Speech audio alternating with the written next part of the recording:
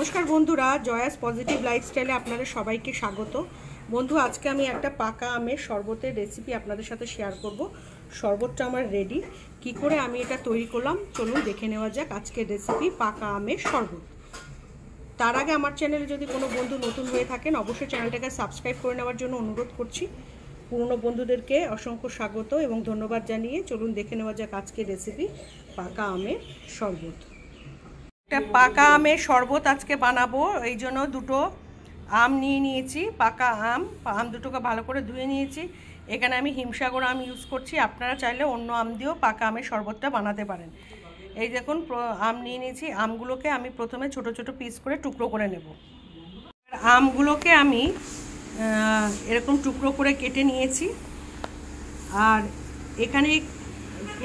এখানে একটু ছোট ছোট টুকরো করে আমগুলো কেটে নিয়েছি গার্নিশিংয়ের জন্য। আর এখানে সাইজগুলো একটু বড় করে কেটে নিয়েছি। এবারে কি করে আমি এটা তৈরি করি চলুন দেখে নেওয়া যাক। এখানে আমি ক্লাসিক দই নিয়ে নিয়েছি। এই দই আমি এখানে প্রথমে মিক্সিং জারে দিয়ে দেব।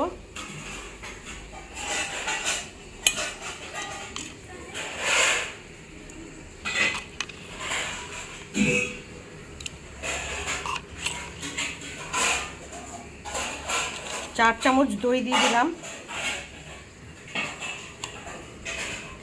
एबार आमेर टुकरोगुलोके एर मध्य दिए देव।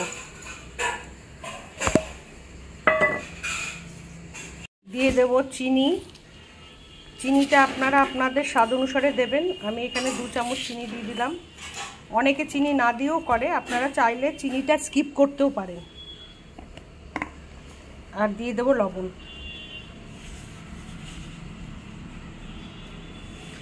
এটাকে একটু ভালো করে একটু মিক্স আপ করে নিলাম।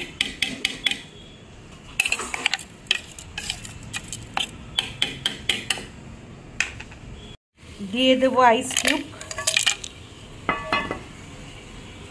আর দিয়ে দেব জল।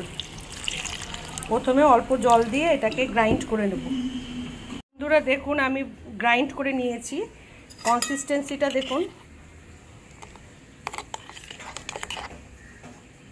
আর একটু আমি গ্রাইন্ড করব কারণ আমার পুরো আমটা কিছুটা আম রয়ে গেছে, এগুলোকে ভালো করে আগে গ্রাইন্ড করে নিতে হবে।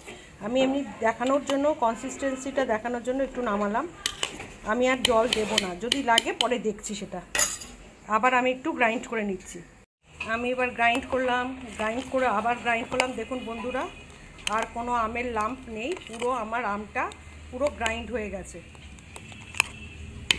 এবার চাইলে আপনারা এই কনসিস্টেন্সির থেকে একটু পাতলাও করতে পারেন বা এইভাবেও রাখতে পারেন, এটা আপনাদের মর্জি মতো আপনারা করবেন। কনসিস্টেন্সিটা পাতলা হলে আর একটু পাতলা করতেই পারেন। আমি আর একটু পাতলা করব বলে একটু জল দিয়ে দিচ্ছি।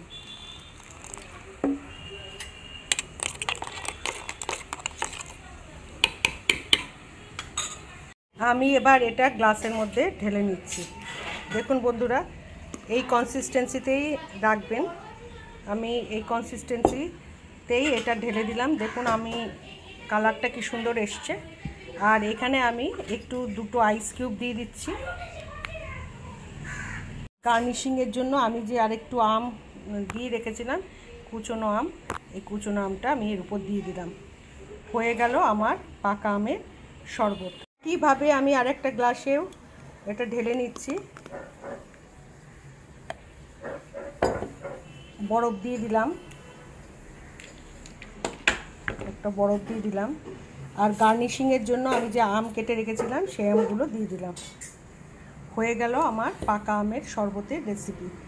আমি একটা প্লেটে তুলে নিয়েছি। এবার এটা সার্ভ করার পালা। যদি বন্ধুরা আমার এই রেসিপিটা আপনাদের ভালো লেগে থাকে অবশ্যই একটা লাইক করে দেবেন আর কমেন্ট করে জানাবেন কেমন হলো। এর সাথে সাথে আমার চ্যানেল জয়াস পজিটিভ লাইফস্টাইলে কোনো বন্ধু নতুন হয়ে থাকলে চ্যানেলটিকে সাবস্ক্রাইব করে নেওয়ার জন্য অনুরোধ করছি। পুরনো বন্ধুদেরকে অসংখ্য ধন্যবাদ জানাচ্ছি। এইভাবে সাথে থাকবেন, পাশে থাকবেন। নমস্কার।